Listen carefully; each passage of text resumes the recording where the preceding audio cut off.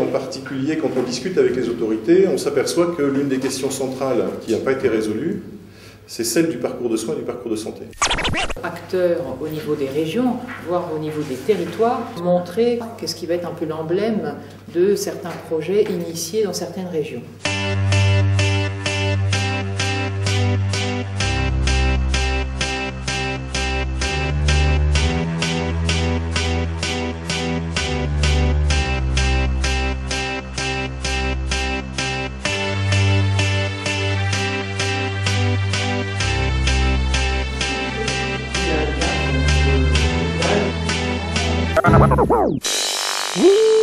L'étude porte sur la coordination des parcours de soins qui ont été exprimés par les responsables interviewés. La semaine dernière, mon rédacteur en chef m'a demandé qu'est-ce que c'était que le parcours de soins.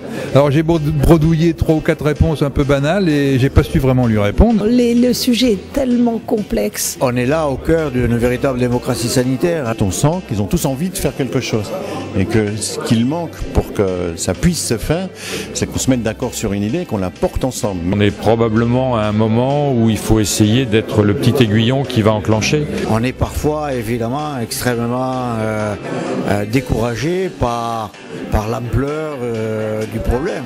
D'abord, on est plus intelligent à plusieurs. On s'inscrit tous dans l'amélioration du parcours de soins du patient. On est bien dans l'évaluation, on est bien dans la cartographie des processus pour savoir ce qui n'a pas fonctionné, pour pouvoir faire des propositions qui tiennent un petit peu la route dans les années futures.